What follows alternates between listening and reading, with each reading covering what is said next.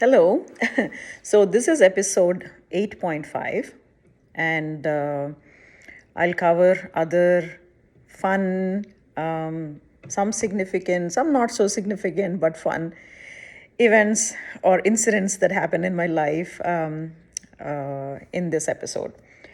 So, last time when I left off, I think I told you about the many weddings in my family that took place around the time I was 7, and then by the time I was 8, we had our family had tripled in size. So like I told you, my aunt, my youngest aunt, my pinny, not my ataya, my mom's youngest sister, she wouldn't always be home. Sometimes I think she would either go to Madras to I think a couple of times she went to Madras, which is Chennai now, used to be Madras then, to visit my uncle. And she hadn't started working yet by then, if I remember.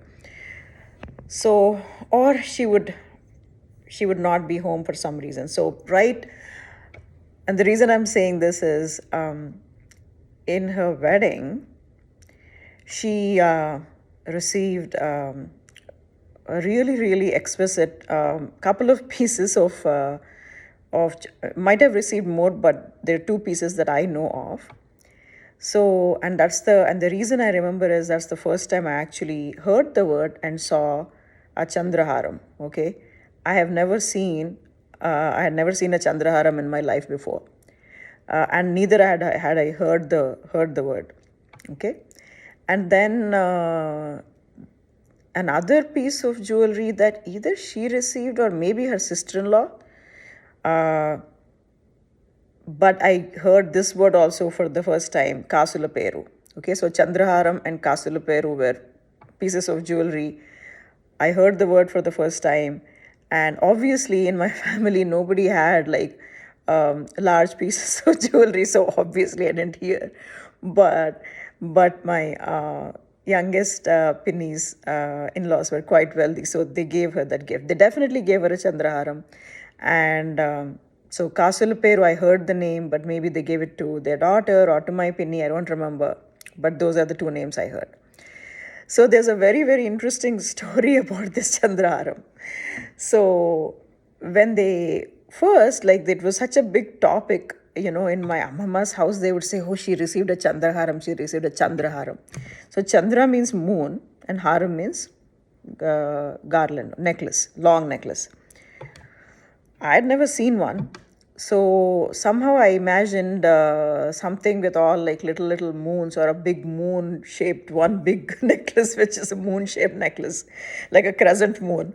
I didn't know what to imagine. But when it came home, my Amma showed it to my mom and me and, other relatives in my home. Actually, my Pinny herself showed. Because everybody was so curious to see, because everybody until then in my family only owned like small pieces of jewelry, and I don't think my mama owned much jewelry, no jewelry at all actually. Maybe a couple of bangles and the black beads, if that. And her Mangal Sutra was always in the actual they call it pasupatado, in the thread, and then she had a Mangal Sutra for the longest time. Later on, she might have changed it, but when I was a kid, that's where she used to regularly, in fact, change the thread on her Mangal Sutra. And I used to help her, dye it in like yellow with the turmeric paste, etc. That's how I remember it. So what it was is, and we heard all these Telugu words for the very first time in our life. So there's something called a peta. So basically the Chandraharam that my Pinny received was like thin layers of like thin, like super thin, like less than like maybe like a 1/8 millimeter or something, layers of long threads of gold, okay, and several of them, maybe 10, 12 layers of long, thin threads of gold. I remember as 10, 12, maybe it was like 6 or 7, but anyway, many threads of thin gold, and very, very, very delicate, very delicate. And it was like the most exquisite thing I ever saw. So I was not much into jewelry. I was a kid, like I didn't know anything about jewelry, but I heard that when I saw this, though, I just fell in love with it. So that like object of desire, I always like when I grow up, I want to buy a Chandraharam for myself. So I've not bought it until now, but anyways, but I always thought that. So it was so beautiful. It was the most beautiful piece of jewelry I ever saw. Not that I saw any pieces until then, but it was just love at first sight. I heard words like, tolas. I didn't know what a tola was. I actually didn't know until recently. Only found out maybe like last year or something. And another word called peta. Peta is, I think, each of those thread is called a peta.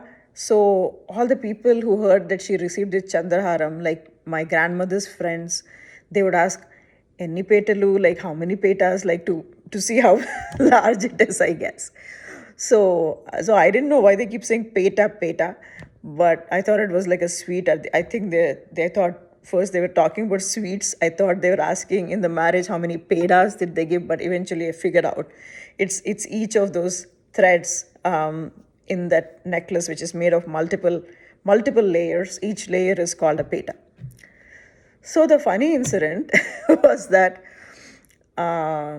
the first time, my pinny showed it to, my mom, not me,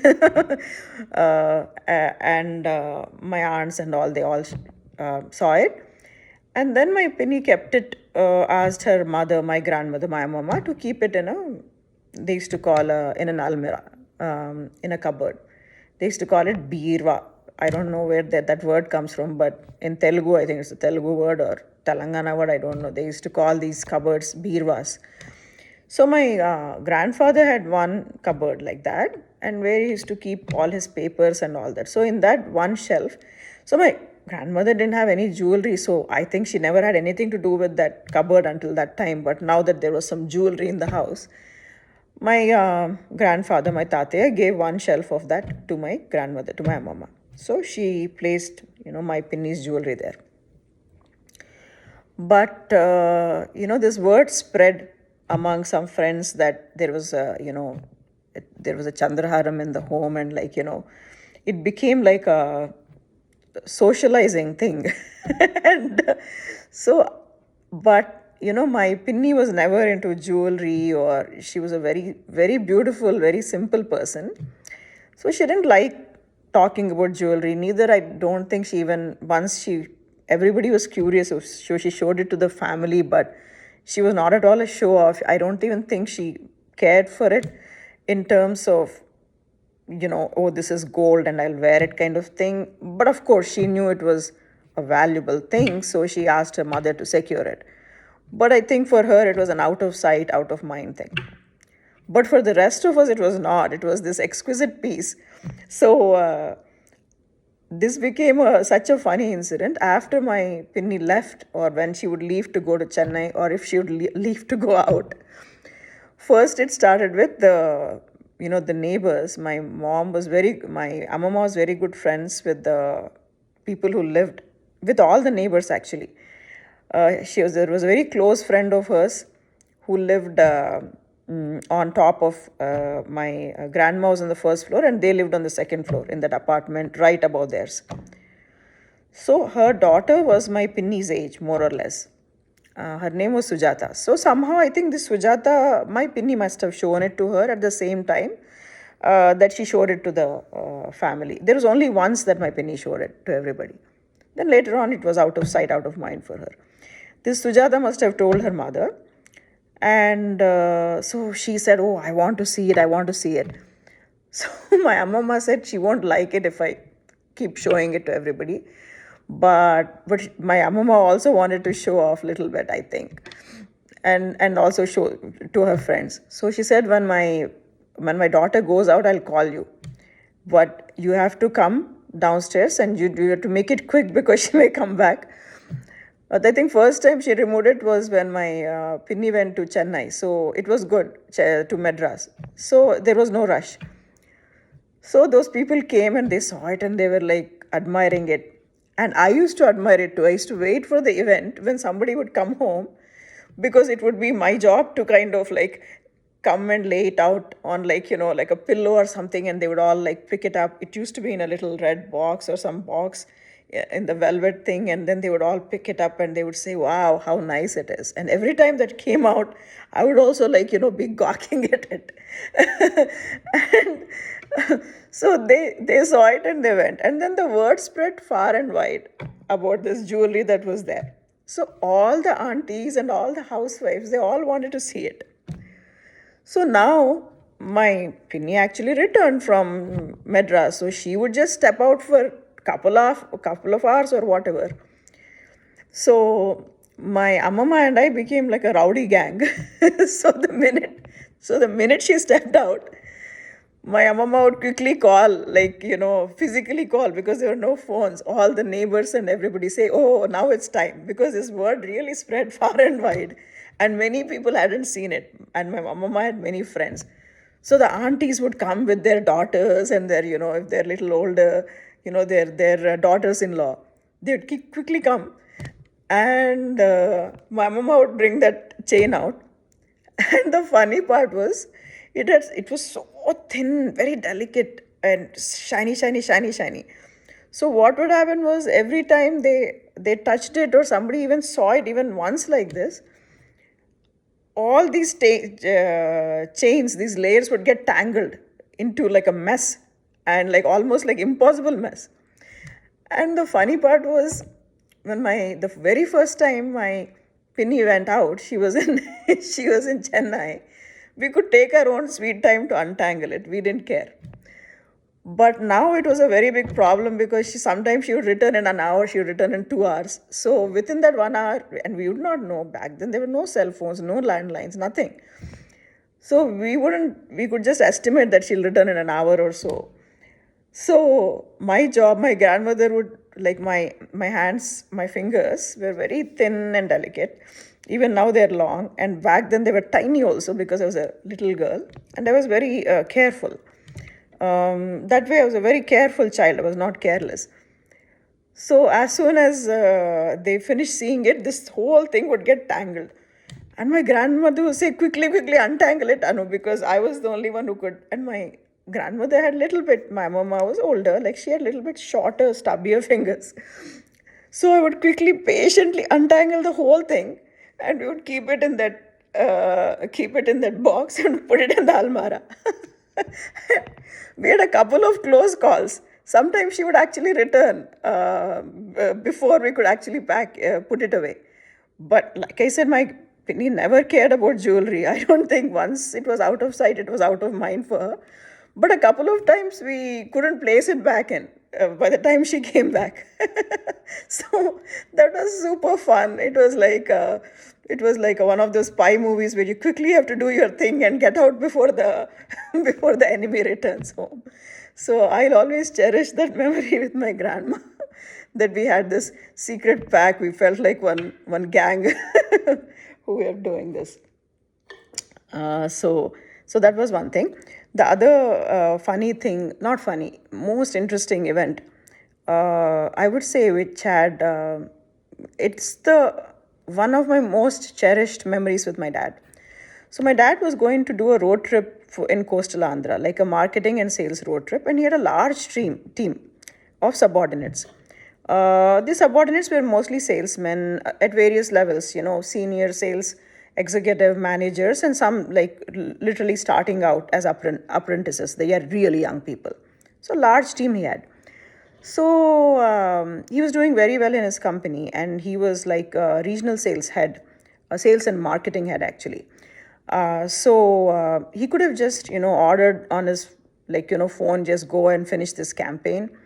But my dad was different. He always he made his team work really, really hard. Like, I mean, they worked really hard. Like, I'm talking like 12 to 16 hours a day hard. Like, he was a slave driver. But the nice part was, he always worked alongside them, and he made work fun. Like, they loved They loved working for him, his whole team. They would wait for assignments where he's actually physically leading them, because it was like they were like mini vacations for them.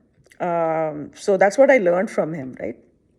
So he was going to go to Vizag for one of these road trips, and the plan was that Vizag was where another sales office was, and the team was all based out of Visakhapatnam, and they would all then start from Visakhapatnam, and they would do a road trip to various distributors and various vendors and distributors of them. So in a way, indirect customers for their products. And then they would come back. So it was a coastal Andhra road trip. So somehow my dad, when I heard Vizag, in my mind I thought, oh, I wish I could go there. Because by then, remember I said in one of the, I think episode 8.4 or 8.3, my family had gone on a family vacation, accompanied my dad on his work trip, but we had a little vacation also in Visakhapatnam, and Visakhapatnam was by far my favorite Indian cities. I'd only seen a few, but still out of the ones I'd seen, Agra, Delhi, Indore, Bidar, Hyderabad, and Visakhapatnam. And Visakhapatnam just like blew my mind away, because that was the first time I saw the beach. So somehow my dad was so sensitive. I think he read my mind. He said, would you like to come? And usually my mother would have objected, but I think everybody realized that I wanted to go very, very, very badly, because I would always say that's my favorite city ever. Of course, I was only 8. I hadn't seen too many cities, but it was my favorite city. My mom's, like the baby was really little, so my mom couldn't come. And my brother had his 10th grade exams, board exams, so he couldn't come. He had to prepare for those.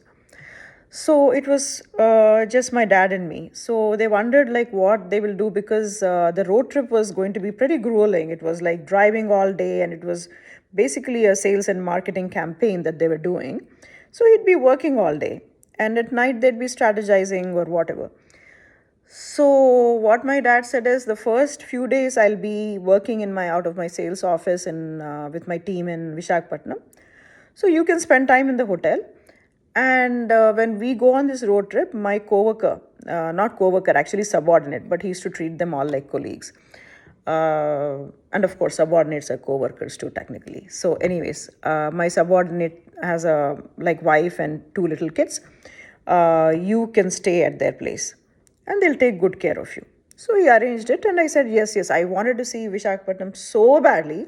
I didn't know what I was getting into. So I readily agreed to stay in this stranger's home for a week, for 5 days, because they were going to spend 3 days or 2 days in Visakhapatnam, and then 5 days they were on the road, something like that. So I readily agreed. No, didn't think about what I was getting into, because that's how badly I wanted to see the beach again. So when my family had gone the first time, they had stayed in a 3-star, 3.5-star hotel there. And there was nothing above that. And Visakhapatnam was not like a city. It was a city, but it was not like a booming city. It's not a metro. It was still a big city. After Hyderabad, in Andhra Pradesh, Visakhapatnam was, the biggest city. Vijayawada was big too, but Visakhapatnam was more like little bit upscale compared to Vijayawada. So, but this time he said they had just built a 5-star hotel then called Hotel Dolphin Hotel. And it was Visakhapatnam's first ever 5-star hotel. Apsara was 4-star.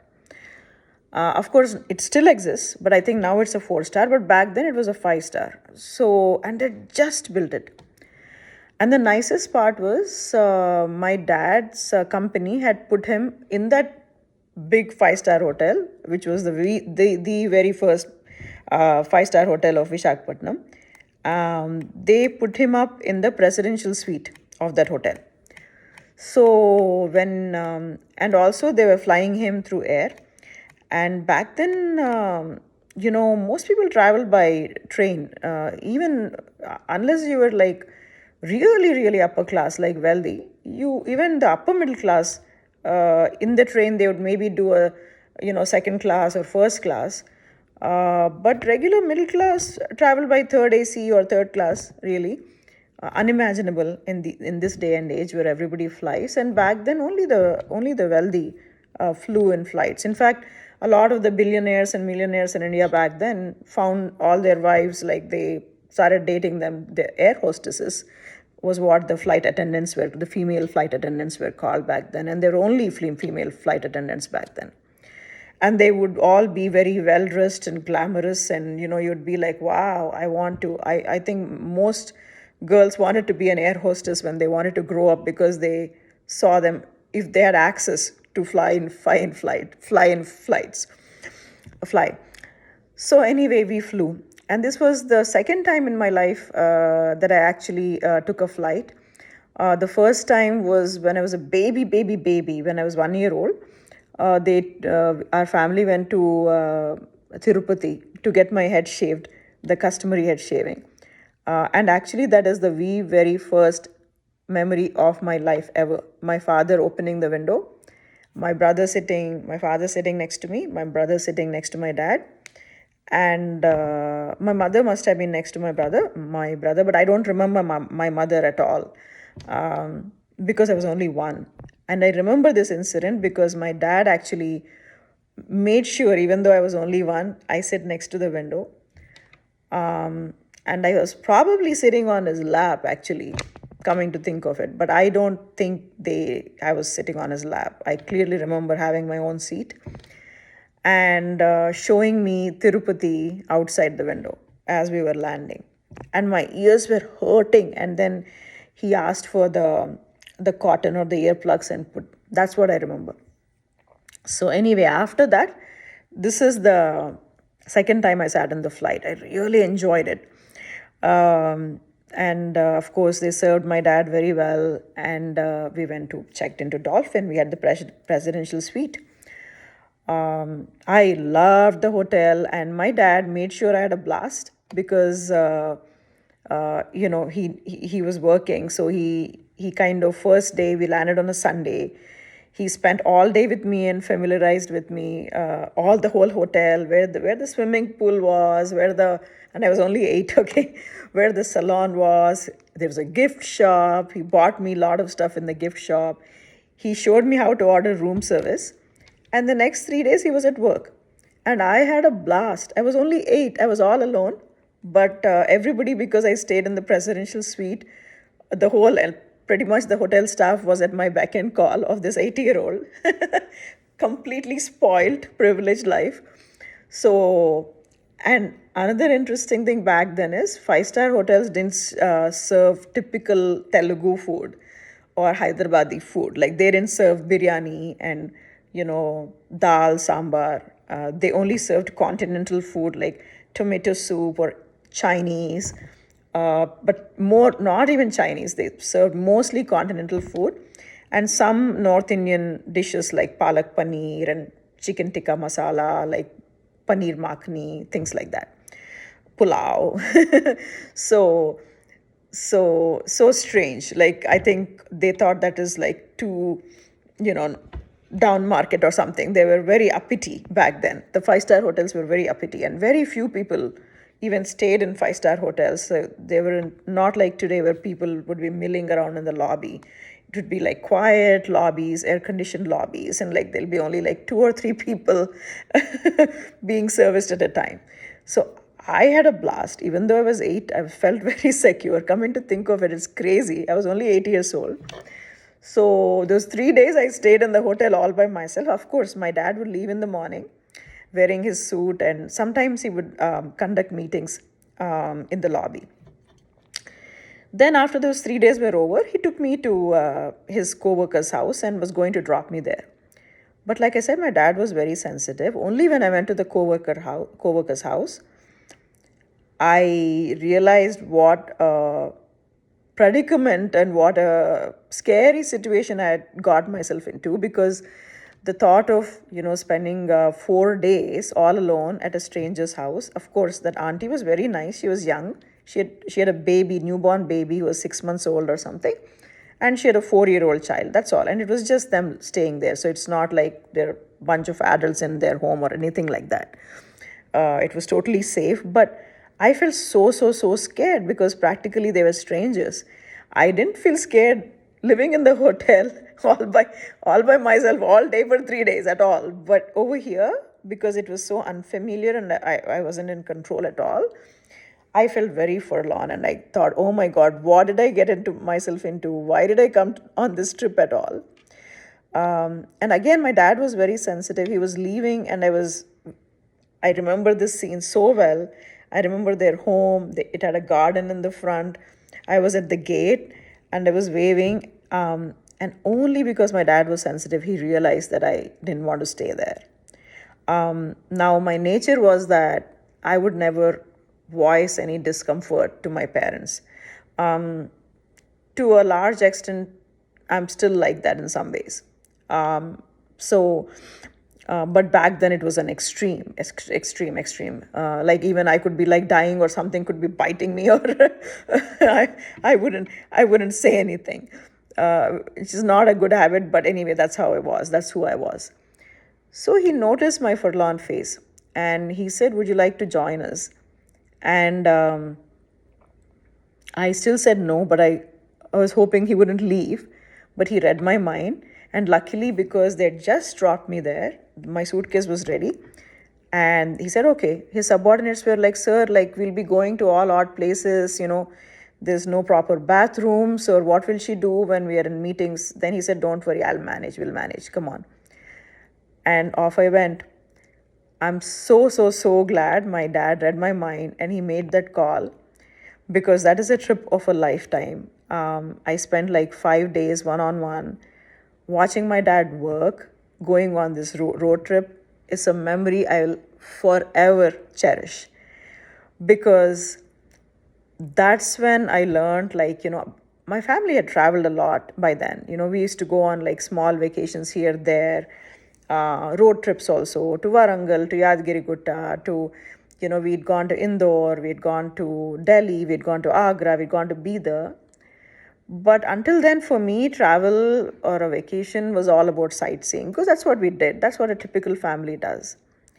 But watching my dad, like, I found like a love for, a different kind of travel where you mingle with the locals, eat like how they eat, get to know about them, watch like so many interesting things that are different about that, how people live so differently from region to region, why they eat the way they eat, why they live the way they do. That I learned on this trip, and that's where, like, I think that's when I kind of really wanted to travel that way. And I learned that from my dad. Apart from that, I also learned like how he works, how flexible he is. Like, some of these villages were so remote and people wouldn't know how to speak English and all of that. And my dad was so sophisticated. But he would flex, he would talk to them in their language, their style, made them feel comfortable. No matter where he went, he'd like, secure the deal, and he'd win them over, with his um, I wouldn't like to say charm, because charm has like doesn't sound too genuine. He was really genuine, and he was very good at his work, and that's why his subordinates also didn't mind working so hard, and they used to have fun. That road trip was so much fun. I did so many interesting things.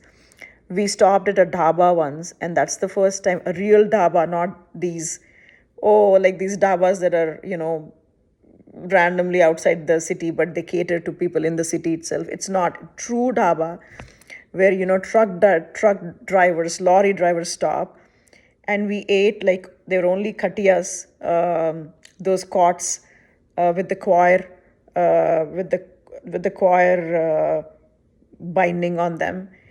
We would sit on it, and dhabas wouldn't serve like how dhabas outside Hyderabad have this palak paneer and tandoori chicken. No, it was very basic.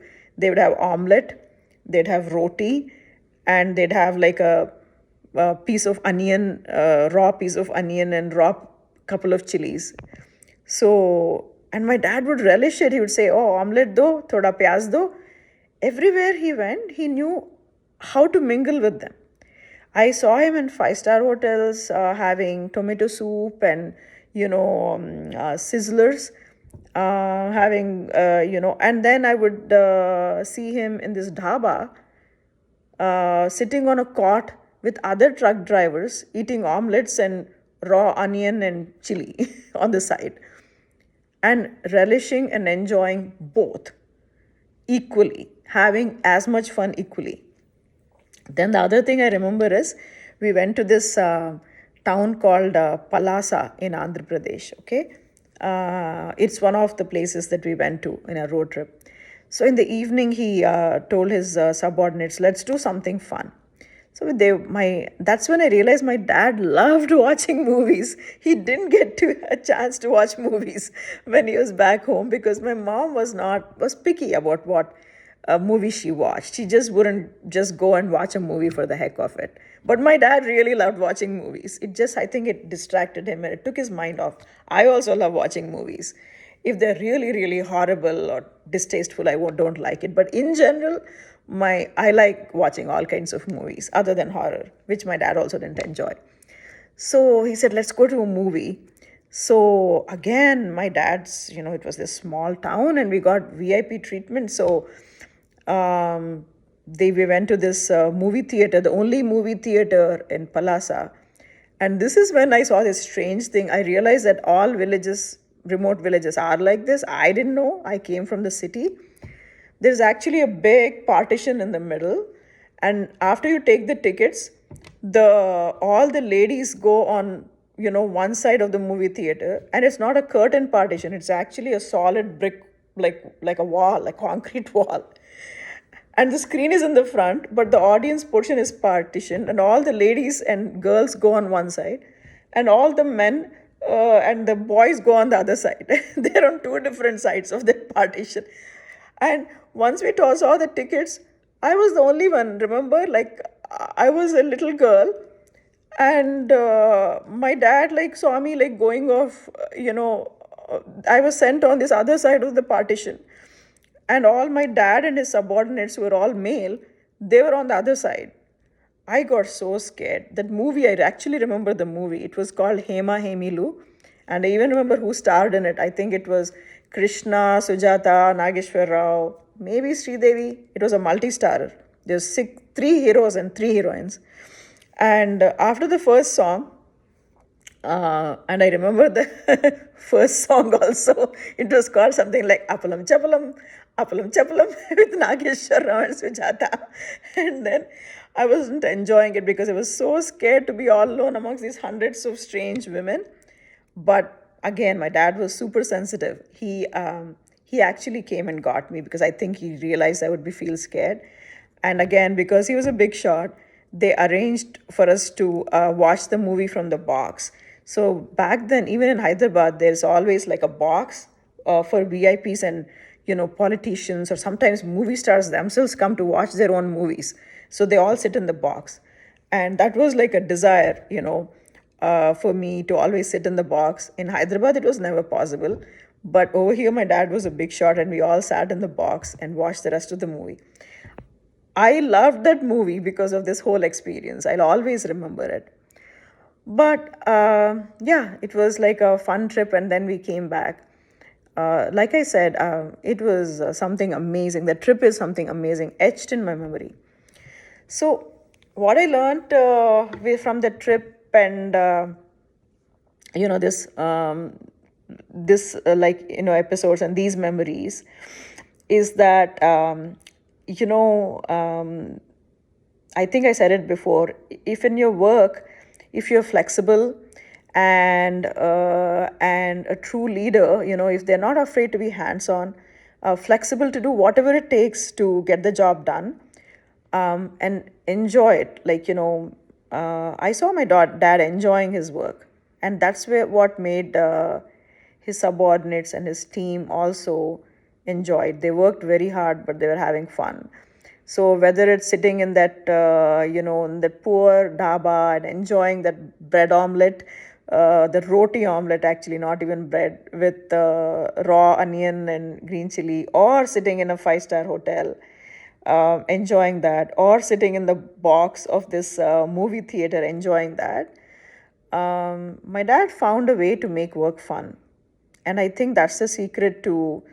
I know we hear a lot about being passionate about your work, and my dad was no doubt passionate, but I think having fun is a very important element uh, in sustaining that passion. Okay, passion is important, you should have it, but to sustain that passion, you should make work fun. If work is not fun, you should make it fun. So that's what I learned. I'll wrap up this episode, and next will be episode 8.6, and hopefully that will be last of it. Bye.